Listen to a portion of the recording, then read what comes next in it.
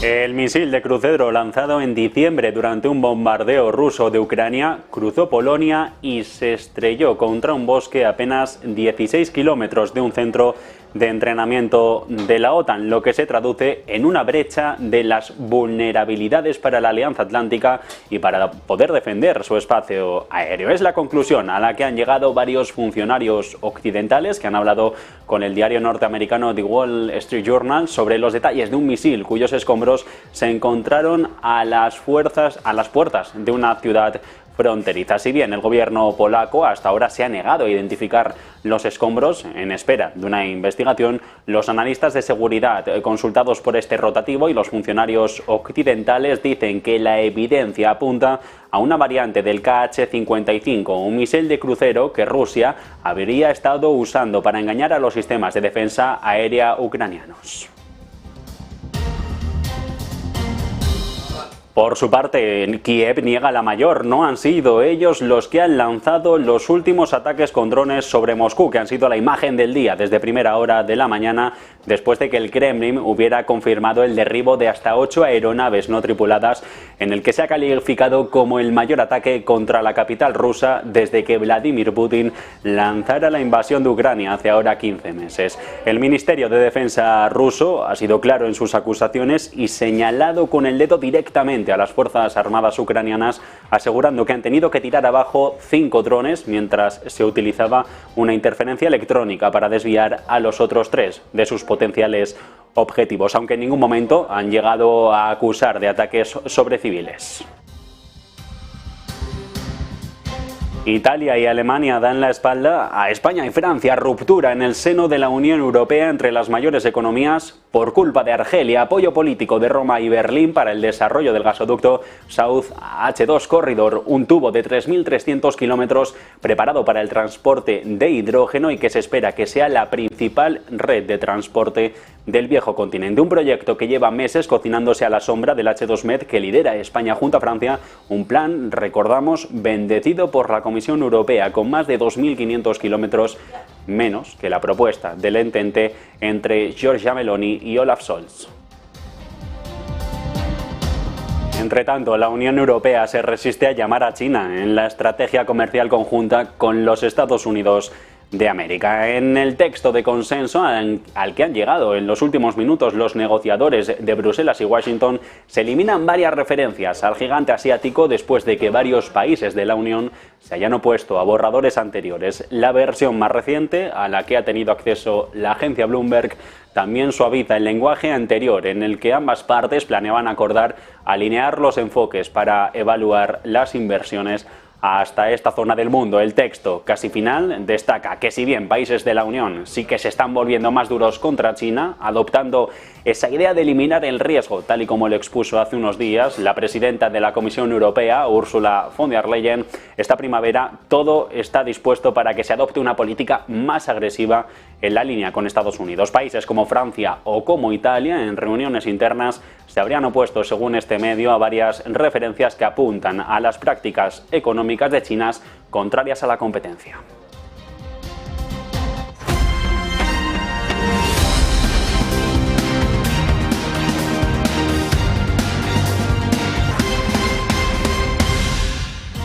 Pasan 3 minutos de las 2 en punto de la tarde, de la 1 hora canaria. ¿Qué tal? ¿Cómo están? El misil de crucero lanzado en diciembre durante un bombardeo ruso de Ucrania cruzó Polonia, se estrelló contra un bosque a apenas 16 kilómetros de un centro de entrenamiento de la OTAN, lo que se traduce en una brecha de las vulnerabilidades de la Alianza Atlántica para poder defender su espacio aéreo. Es la conclusión a la que han llegado varios funcionarios occidentales que han hablado con el diario norteamericano The Wall Street Journal sobre los detalles de un misil cuyos escombros se encontraron a las puertas de una ciudad fronteriza. Si bien el gobierno polaco, Varsovia, hasta ahora se había negado a identificar los escombros en espera, decían, de una investigación, los analistas de seguridad con los que han hablado en el rotativo y varios funcionarios occidentales sí que dicen que la evidencia apunta a una variante de un misil de crucero ruso que habría estado utilizando Moscú para engañar a los sistemas de defensa aérea ucranianos. El misil, recordemos, se estrelló en Polonia aproximadamente un mes después de otro incidente separado en el que un misil de defensa tierra-aire lanzado por las tropas de Kiev falló aterrizando cerca de una ciudad al sur de Polonia, matando a 2 trabajadores agrícolas. Ucrania niega, entre tanto, la mayor. No han sido ellos los que han lanzado los últimos ataques con drones sobre Moscú, que han sido la imagen del día desde primera hora de la mañana, después de que el Kremlin hubiera confirmado el derribo de hasta 8 aeronaves no tripuladas, 8 drones, en los que se ha llegado a calificar como el mayor ataque contra la capital rusa desde que Vladimir Putin lanzara la invasión de Ucrania hace ahora 15 meses. El Ministerio de Defensa ruso ha sido claro en las acusaciones vertidas y señalado con el dedo directamente a las Fuerzas Armadas ucranianas, asegurando que han tenido que tirar abajo 5 drones mientras se utilizaba una interferencia electrónica para desviar a los otros 3 restantes de sus potenciales objetivos. En ningún momento, eso sí, se ha llegado a acusar de ataques sobre civiles.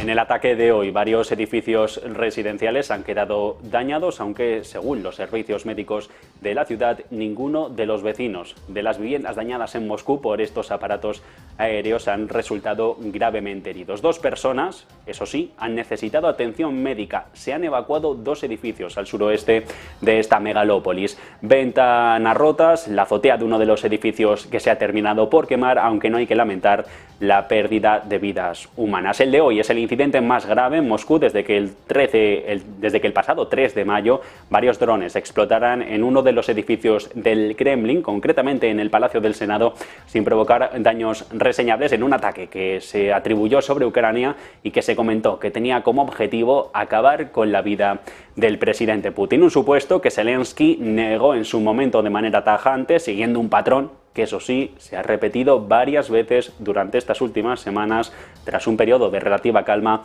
en el campo de batalla. A pesar de los incidentes, los aeropuertos de esta región a esta hora de la tarde están operando con total normalidad, y reseñamos esto porque en un incidente similar ocurrido el 28 de febrero se cerraron durante unas horas el espacio aéreo de San Petersburgo, en Leningrado, por la detección de un aparato aéreo no identificado. Aquel mismo día la región de Moscú informó sobre la destrucción de varios drones en su territorio.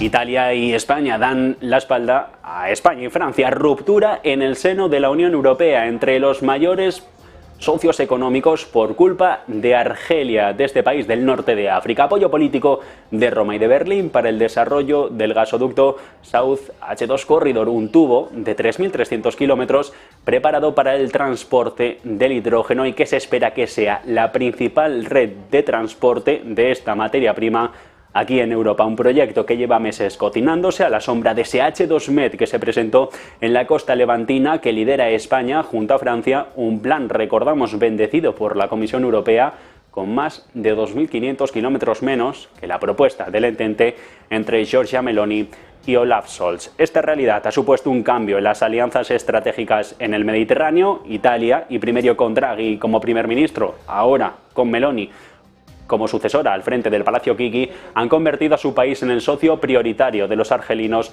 frente a Madrid. Aunque nuestro país se ha asegurado el suministro de gas, eso sí, procedente del territorio africano, las relaciones entre los dos países están muy alejadas a las de antaño, desde que el presidente Pedro Sánchez tomara la delantera del gobierno hace un año.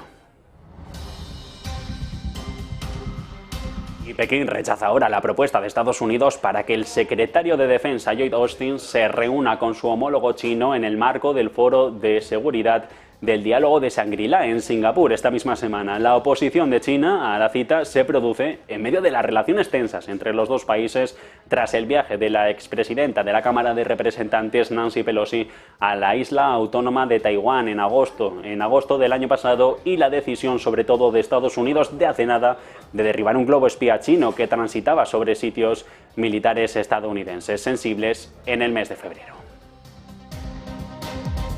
Es noticia de la jornada la negativa mirando a Asia intervenir el mercado de divisas del gobierno de Japón por el yen, después de que el viceministro de Finanzas, Masato Kanda, haya descartado echar mano de la política para mantener los niveles clave en el mercado. Apuntan, en todo caso, a estar observando y de cerca los movimientos. Avisan que, eso sí, si hay desviaciones, se va a responder de manera adecuada a todo lo que pase. Marta Vilar. La fortaleza del dólar en las últimas semanas y por consecuencia también la debilidad de otras monedas como el yen han hecho que por lo menos en Japón ya haya empezado a emerger esa preocupación en las altas esferas de que esté pasando algo con el yen. Y es que hoy ha habido una reunión de emergencia por parte del Ministerio de Finanzas de Japón, también el Banco de Japón e incluso la Agencia de Servicios Financieros para hablar sobre lo que está ocurriendo en los mercados financieros. Por eso sí, realmente el tema, el foco de esa reunión estaba en el yen. Bueno, pues ya tenemos información sobre lo que se habría hablado en esa reunión, y es que el principal diplomático de divisas de Japón ha dicho que es importante que las divisas se muevan de manera estable y que reflejen los fundamentos económicos. Hay que recordar que el yen en los últimos 20 días ha caído en torno a un 5% respecto al dólar. Cuando se le ha preguntado a ese principal diplomático de Japón si la reunión de hoy pretendía funcionar como una especie de intervención verbal contra el debilitamiento del yen, ha dicho que no había tal intención. También ha asegurado que se ha compartido el reconocimiento de los riesgos, incluida la emisión de deuda de Estados Unidos, y ha dicho que se abstiene de comentar sobre el nivel del yen, que ahora mismo está en los 140 yenes por dólar. También ha asegurado que no se está centrando en los niveles de divisas. Todo esto, como decimos, mientras el yen se ha desplomado frente al dólar un 5%. Gracias, Marta. Nosotros paramos unos minutos para publicidad y seguimos con este repaso informativo en Negocios Televisión.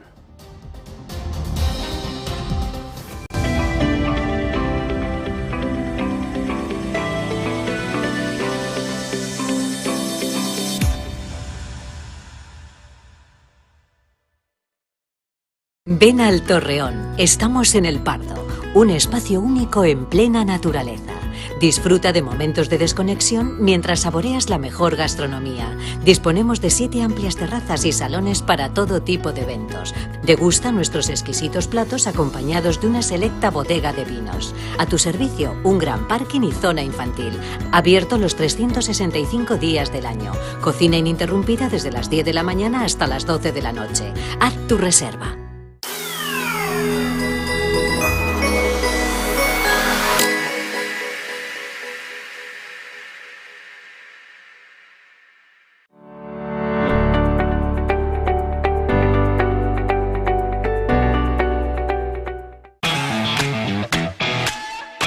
¿Hay un mejor momento para empezar a invertir en el mercado? ¿Hubiera sido lo mismo empezar a principios de 2020 que después de la caída del COVID? Probablemente no. Pues es lo que te vamos a contar en la Academia de Negocios TV con el último módulo de amplitud de mercado Market Timing. Vamos a intentar recopilar todos los indicadores, todas las herramientas, todos los sistemas de cobertura que utilizamos para que veas y eleves tu trading a un nivel mucho más profesional. Soy Víctor Galán y voy a ser tu tutor, profesor, durante este apasionante módulo de 8 capítulos. Te esperamos y esperamos verte pronto.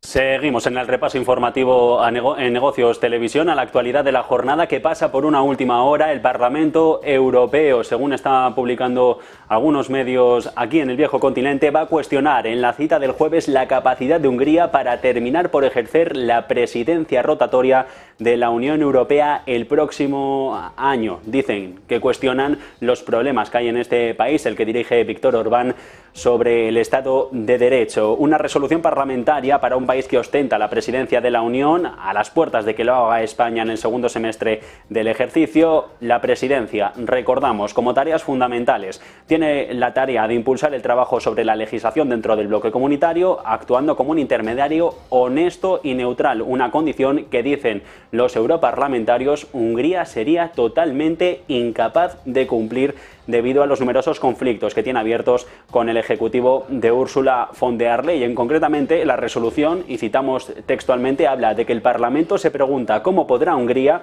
cumplir la tarea de la presidencia rotatoria de manera creíble en el 24 en vista del incumplimiento de la legislación comunitaria y de los valores consagrados en el artículo 2 del Tratado Fundacional, así dice, como el principio de cooperación sincera. Recordamos, Hungría es uno de los estados que está frente a frente con el Ejecutivo Comunitario de Bruselas, el bendecido por países, por las grandes economías como al menos Francia, Alemania o España. Según el calendario acordado por los gobiernos de la Unión, en el 16 Hungría debe ocupar la presidencia del bloque entre julio y diciembre del 24, es decir, un año después de que lo haga la española, aunque el calendario se ha modificado por la adhesión de los últimos 9 miembros. Los problemas de Hungría vienen del pasado, lleva tiempo enfrentada con la Unión Europea, no solo por la cuestión del Estado de Derecho, sino por la corrupción en las altas esferas del Ejecutivo de Budapest, la falta de independencia judicial o la violación de libertades académicas y de derechos LGTB. En consecuencia, y esto hay que remarcarlo, la Unión ya ha congelado en varias ocasiones la entrega de fondos europeos al Ejecutivo de Orbán. El gobierno húngaro, de momento, no ha respondido. Recordamos, la última hora, el Parlamento Europeo en la cita del jueves se va a oponer a que en el segundo semestre del 24 Hungría sea quien ostente la presidencia rotatoria de la Unión Europea. Volviendo en todo caso a la actualidad del día, Jamie Dimon se enfrenta mañana mismo, en unas horas, a una nueva realidad china en su primera visita al gigante asiático desde 2019, antes justo de la pandemia, de que estallara la pandemia de la COVID-19. Sin embargo, el que es consejero delegado en JP Morgan, la entidad bancaria más grande del mundo, igual que otros banqueros de Wall Street, empieza a recortar sus ambiciones en el gigante asiático. Más detalles, Raquel Herrero. 60 billones de dólares. Ese es el jugoso sector financiero de China al que mira con ojos deseosos la banca de Wall Street. Pero más de 3 años después de la gran apertura financiera del gigante asiático, ahora los gigantes bancarios de Estados Unidos son cautelosos. Y es que tienen claro que esos sueños, esas expectativas de ganancias elevadas en el mercado chino son más esquivas que nunca.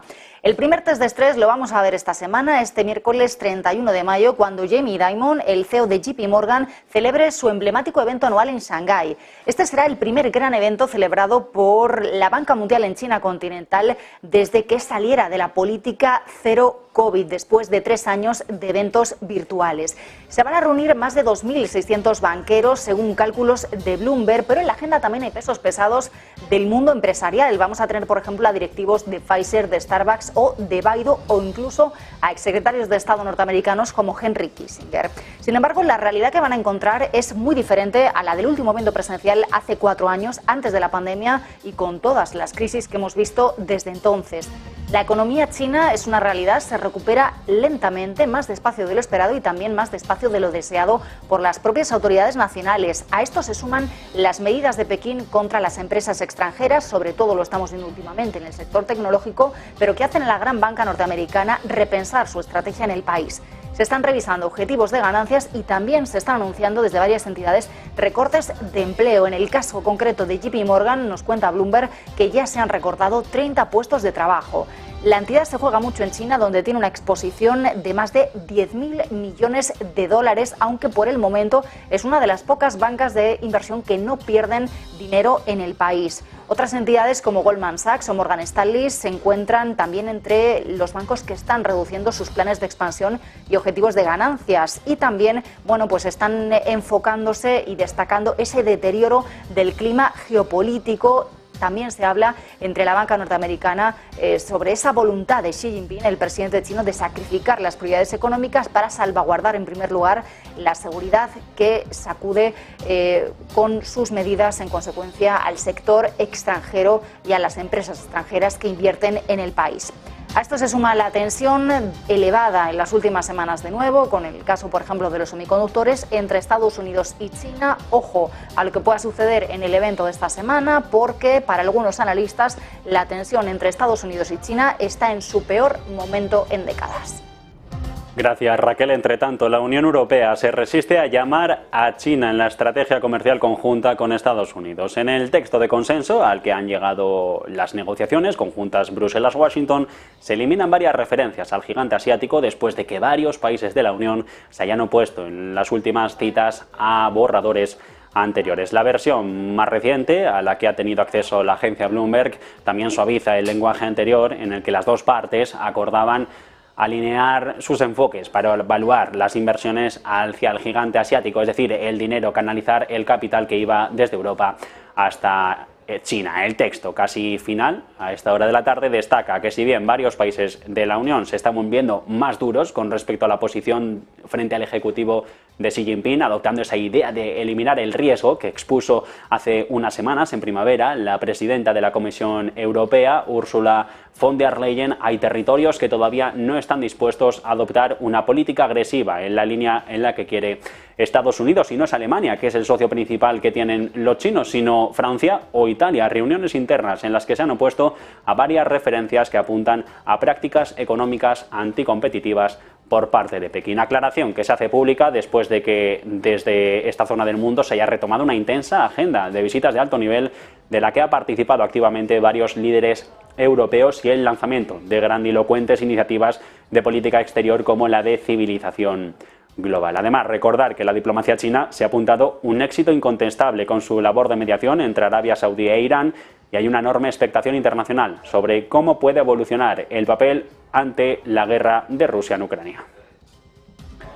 Y cerca de China es donde mantienen la ofensiva militar. Corea del Norte anuncia planes para lanzar su primer satélite espía del ejército de este país. El oficial de las Fuerzas Armadas norcoreanas ha comentado en las últimas horas que Pyongyang planea lanzar un satélite con el objetivo de rastrear las acciones peligrosas de los Estados Unidos, señalando sus recientes ejercicios militares conjuntos con Corea del Sur. El régimen de Kim Jong-un asegura que en un evento prueba plenamente cómo el enemigo se está preparando, el enemigo, en referencia a las potencias económicas occidentales como Estados Unidos, se está preparando para un acto militar de agresión contra la República Popular Democrática de Corea, contra lo que aquí conocemos como Corea del Norte. Las autoridades del Estado aseguran que el satélite programado para ser lanzado en nada, en el mes de junio, arrancamos a final de semana ese sexto mes del ejercicio, será indispensable para rastrear, monitorear, discriminar y controlar para hacer frente a Estados Unidos y no solo, también al resto de los aliados. Ofensiva diplomática de Estados Unidos y la Unión Europea, pero en este caso con el frente polaco. Washington y Bruselas mueven ficha por su parte, intensifican las críticas a la nueva ley que permite al partido gobernante ultranacionalista de Andrzej Duda en Varsovia investigar al líder de la oposición, a Donald Tusk, escudándose en la interferencia de Rusia en la política polaca durante los gobiernos anteriores, eso sí, anteriores a la actual. No se va a investigar al ejecutivo de Duda. Dicen desde las potencias occidentales que la legislación podría usarse indebidamente para interferir en una posible cita con las urnas, unas elecciones generales muy disputadas que se van a celebrar este mismo año. Reacción de Estados Unidos que llega apenas unas horas después de que Duda aprobara la creación de un panel parlamentario para investigar la intromisión de Moscú en Polonia entre 2007 y 2022. Ha sido el portavoz del Departamento de Estado de Biden, concretamente, quien ha comentado que Washington comparte las preocupaciones expresadas por muchos observadores de que esto podría usarse para bloquear la candidatura de políticos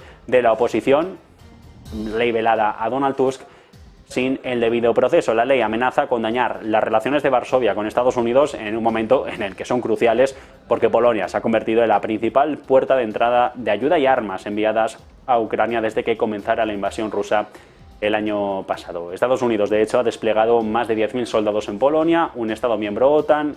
El presidente Joe Biden lo visitó, recordamos, 2 veces en menos de un año.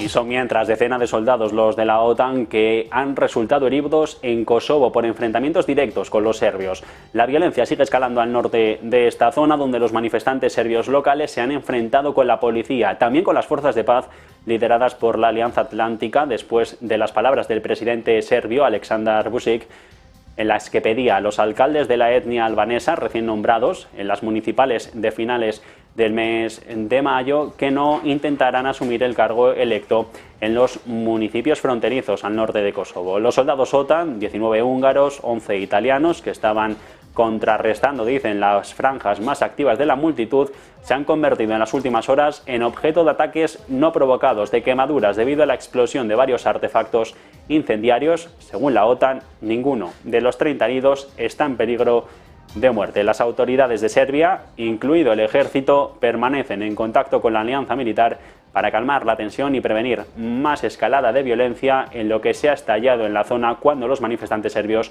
intentaron impedir que los alcaldes de etnia albanesa llegaran a sus propias oficinas.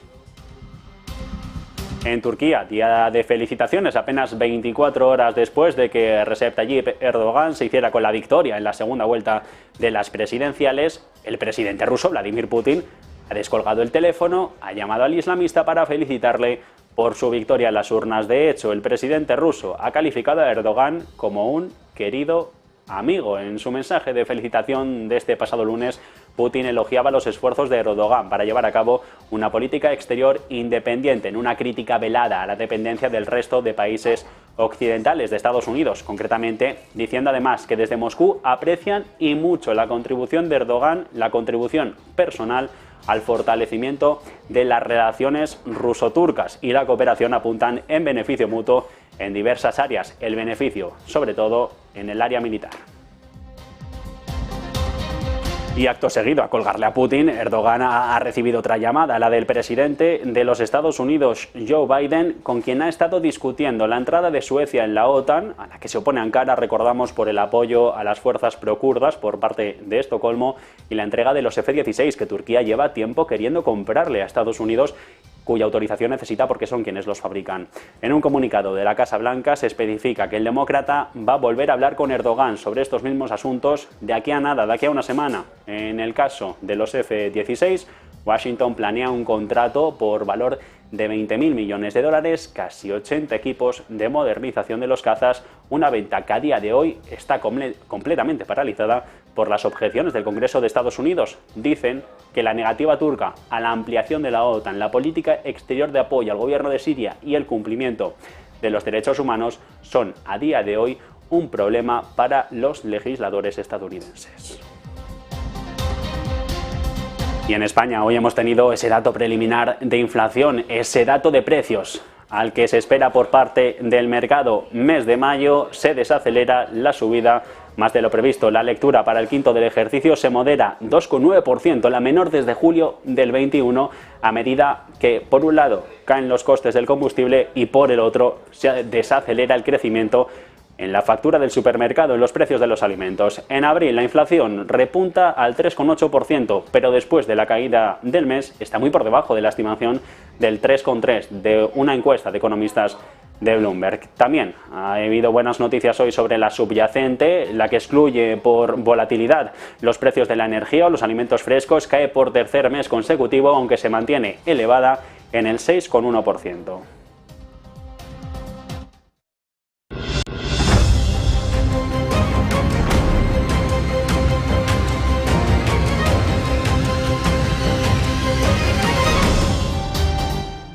Adelantar las elecciones al próximo 23 de julio ha sentado como un jarro de agua fría a buena parte del sector energético, que ve como se para todo hasta nuevo orden, un año que se podría quedar fácilmente sin subasta de renovables o sin proceso de adjudicación de los puntos de acceso y conexión que son fundamentales para el desarrollo ordenado de la energía verde.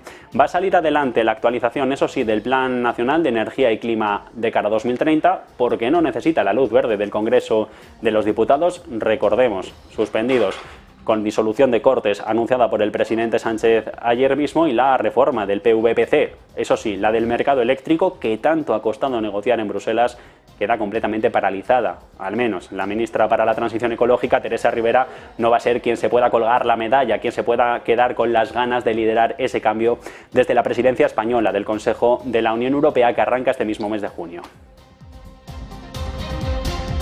Cuarta semana a la baja en mayo. Los precios del gas y del CO2 mantienen los recortes en los mercados energéticos europeos, con algunas facturas negativas de hasta al menos 400 euros el megavatio hora en los Países Bajos por los récords de producción fotovoltaica en Alemania, Francia o Italia. La producción solar aumenta en estos tres mercados y en especial en el vecino, en el italiano, donde el incremento ha sido del 88%. Berlín y París registran un repunte de más del 10%, con España y Portugal, motivo de la excepción ibérica, que sigue siendo un lastre a día de hoy con los mercados liberalizados completamente de capa caída. Con este tope nosotros tenemos una caída en la producción solar sobre el 23%. Y las amenazas de Arabia Saudí contra los bajistas parece que dan sus frutos. Las apuestas a la baja en el petróleo disminuyen después de que el ministro de Energía de Riad avisara hace unos días, lo contamos aquí en Negocios Televisión, a los vendedores en corto de que tuvieran cuidado en apostar contra el oro negro cuando ellos son los que tienen la llave de mando. Desde entonces los gestores han aumentado sus posiciones largas netas en Brent, del Mar del Norte, en más de 30.000 contratos durante los últimos 7 días, el mayor aumento en casi 2 meses. El movimiento, impulsado por un retroceso en las apuestas bajistas y la adición de nuevas alcistas, es toda una declaración de intenciones del Cártel de Viena, de la OPEP, para dejar claro que ellos son los que mandan en este mercado de materias primas. Acorde a las informaciones publicadas por Bloomberg este mismo martes, los especuladores también han reducido las apuestas contra el índice de referencia del diésel aquí en Europa, con una de las mayores concentraciones de posiciones cortas en el mercado del crudo. Está en máximos desde agosto de 2021.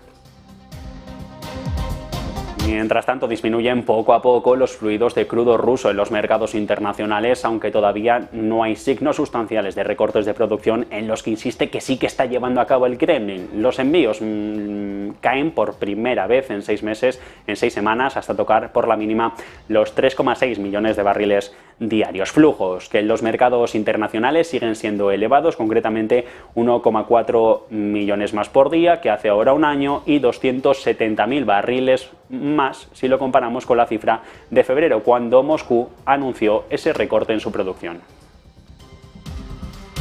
E impulso para arrancar 2023 en el mercado del gas natural licuado. En poco más de 4 meses se han firmado unos 13 millones de toneladas anuales, lo que mantiene las condiciones alcistas del mercado. Desde diciembre del año pasado se ha firmado una avalancha de acuerdos sobre gas natural Omani, con los que se van a sustituir a los actuales que expiran en el 25. Entre los compradores hay empresas japonesas de servicios públicos, grandes petroleras, no se dice de dónde, un comprador del sudeste asiático, otro turco y la rama comercial de la petrolera estatal china. De hecho, sobre este último contrato, sobre el chino, hace nada, la China National Petroleum anunció por la prensa estatal que estaba a punto de cerrar un acuerdo para adquirir este gas natural licuado a Qatar Energy durante los próximos 30 años.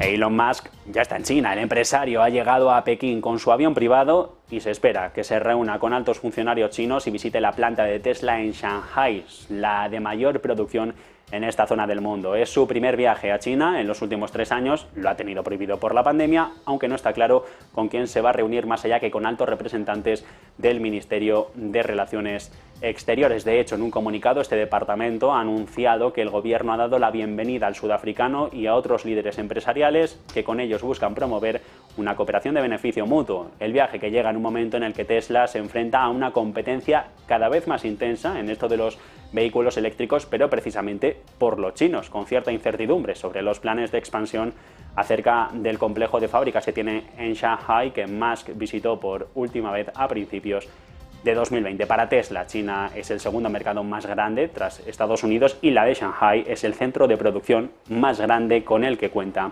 este fabricante de eléctricos. Otra pregunta pendiente es si los reguladores de China van a aprobar el lanzamiento de las funciones avanzadas en asistencia al conductor, disponible en otros mercados como parte del último software que se vende por $15.000 al vehículo en la firma de Elon Musk.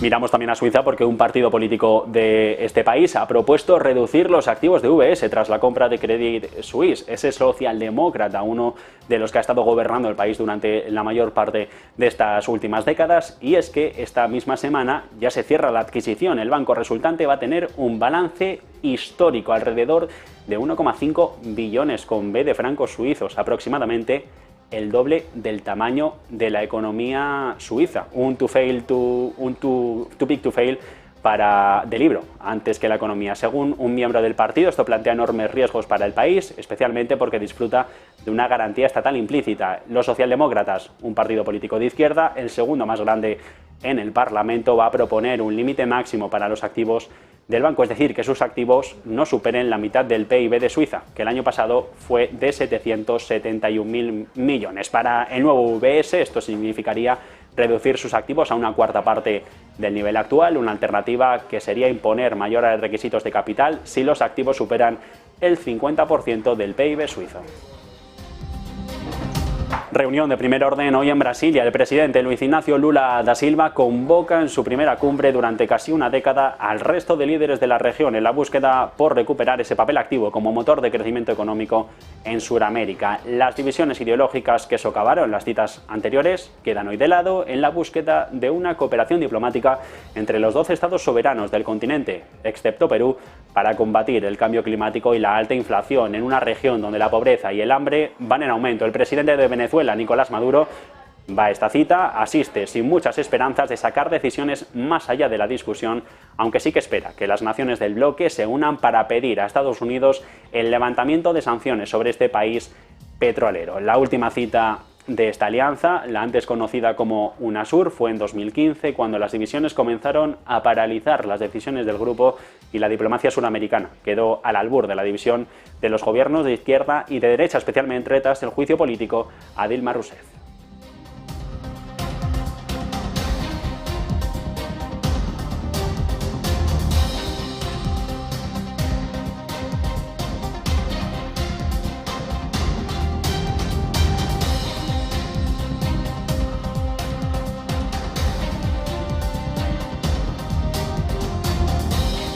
Y mientras tanto se siguen sucediendo las reacciones a ese adelanto electoral promulgado por el gobierno de Pedro Sánchez hace apenas unas horas. Al próximo 23 de julio, cita a la que va la mayoría de las formaciones políticas con representación parlamentaria actual, aunque hay quien se descuelga. Ciudadanos confirma que no concluirán a las generales el próximo 23 de julio. De hecho, a esta hora en la sede, en la calle Alcalá de Madrid, están presentando esta dimisión. En la conformación de los ayuntamientos y las comunidades autónomas en España, y entendemos que ahora que Sánchez vuelve a plantear el mismo plebiscito que hemos vivido el 28 de mayo sobre sí mismo a nivel nacional, convocando esas elecciones generales extraordinarias el 23 de julio, también hemos llegado a la conclusión de que a día de hoy los españoles no nos ven como una alternativa política transformadora de nuestro país. No es una buena noticia para nosotros y no es una buena noticia para los miles de liberales que hay en España y en Europa. Por lo tanto, el Comité Nacional ha decidido que la forma más inteligente de defender las ideas y el espacio liberal de España de cara a estas elecciones del 23 de julio es que no concurramos en este ciclo electoral mientras nos preparamos para el nuevo escenario político que parece se abrirá en España. No nos rendimos. Sabemos que a día de hoy no hay espacio electoral, pero sí hay espacio político para las ideas de centro liberales. Por eso, desde hoy mismo, nos ponemos a trabajar en un proyecto reforzado en el que seamos más atractivos electoralmente e iniciamos un proceso de rearme orgánico e intelectual. Quiero mandar un mensaje a nuestros afiliados, simpatizantes y votantes. Primero, que el espacio liberal sigue siendo necesario políticamente y mantenemos representación.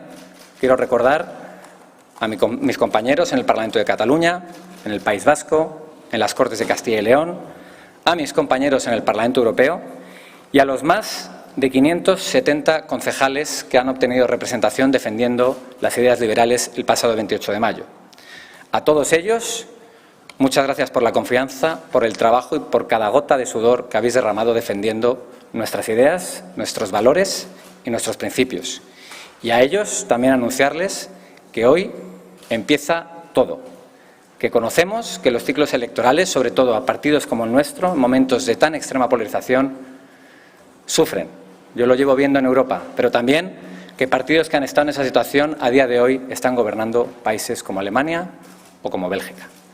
Y a ellos también anunciarles que en julio haremos un gran encuentro nacional del espacio del Centro Liberal, porque no vamos a descansar ni un minuto para estar preparados para volver a representar a los miles de españoles que no quieren extremos en los gobiernos, que no quieren lo que están viviendo hoy a nivel nacional, o a Vox en las instituciones, comunicarles que estaremos aquí preparados, esperando para volver a ser decisivos y transformar el país que tanto amamos.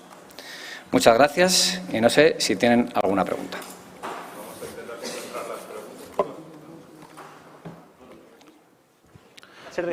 Buenos días, Antonio Rodríguez de Objective. Querría saber dos cosas. ¿Se da libertad de voto a los militantes y simpatizantes de Ciudadanos para que elijan lo que quieran votar el 23 de julio? Y si eso se extiende también a los dirigentes de Ciudadanos, es decir, si pueden ellos apoyar a un partido en las próximas elecciones generales, aunque sea de viva voz. Gracias. Entiendo que esa pregunta la hace porque en otros partidos no tienen libertad de voto sus afiliados. Nosotros, como comprenderán, no entendemos que los españoles son un rebaño, les hablamos como adultos y con un máximo respeto, y los españoles decidirán a quién quieran votar en su intimidad y con la máxima privacidad, y por supuesto apoyaremos la decisión como asimilamos y asumimos los resultados de las últimas elecciones. Faltaría más.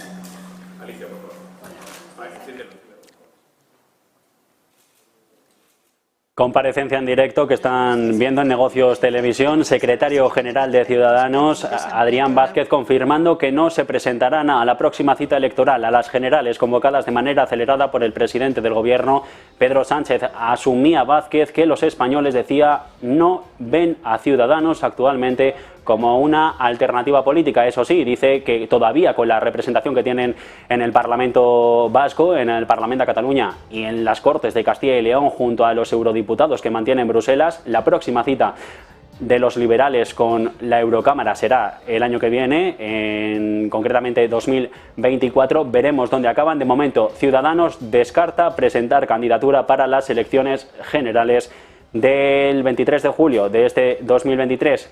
No asumen la pérdida, eso sí, dicen, mantienen el trabajo, aunque la actualidad de la jornada pasa por otro mundo. Volvemos a América Latina. El comercio mundial mira a Panamá. Empiezan allí a imponerse los cortes, las restricciones de navegación en el canal ante el empeoramiento de la sequía. Los límites de capacidad de los precios están aumentando para la mayoría de los buques y de hecho se prevé que la escasez supere el mínimo histórico de 2019 en julio. Raquel Herrero.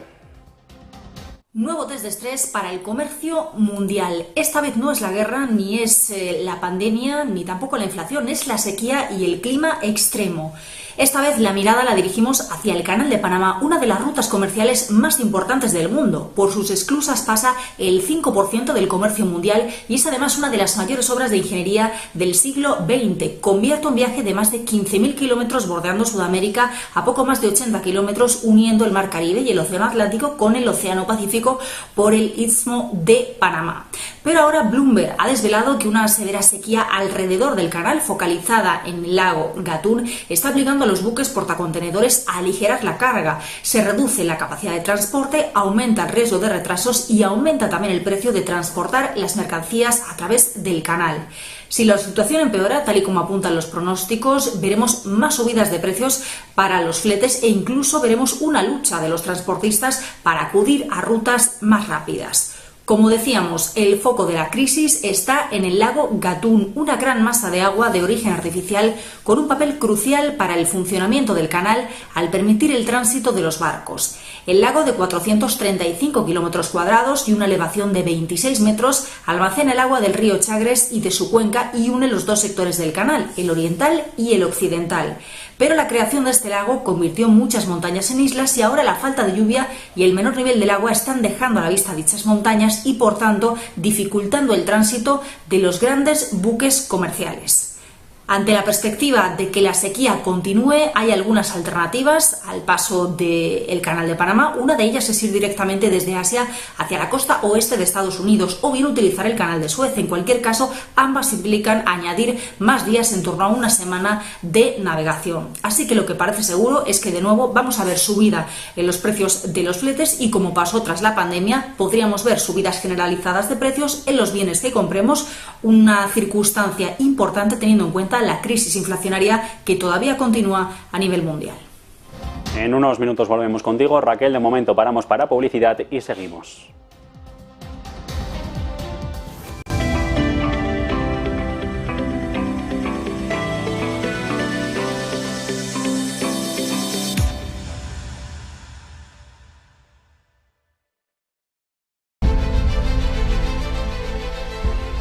No puede volver atrás y cambiar el principio, pero puede comenzar donde está y cambiar el final. En Luna Sevilla queremos ser su asesor financiero de referencia para mejorar su presente y su futuro patrimonial, prestando nuestros servicios como agentes de Caser Asesores Financieros. Somos una empresa con una clara apuesta por la formación de calidad, la información transparente y objetiva, y por el asesoramiento financiero personalizado y continuado. Visite nuestra web lunasevilla.es o llame al 91 762 3442.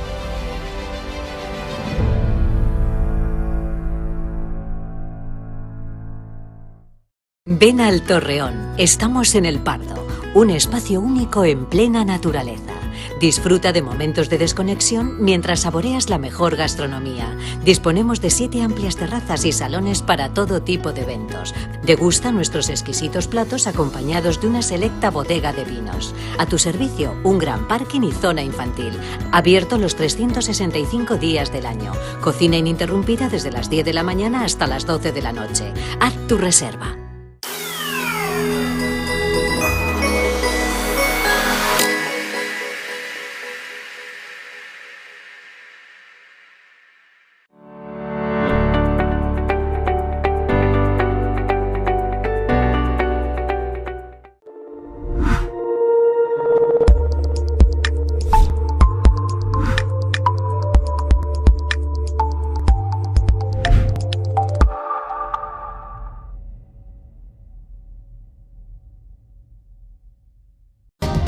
Seguimos en el repaso informativo a la jornada de negocios televisión. Samsung y varios gigantes tecnológicos estarían presionando a Vietnam para introducir una reforma multimillonaria que compensen los impuestos sujetos a examen en la revisión de las normas fiscales que tiene prevista llevar a cabo la OCDE. Sergio Fernández, ¿qué más sabemos a esta hora de la tarde? ¿Qué tal? ¿Cómo estás?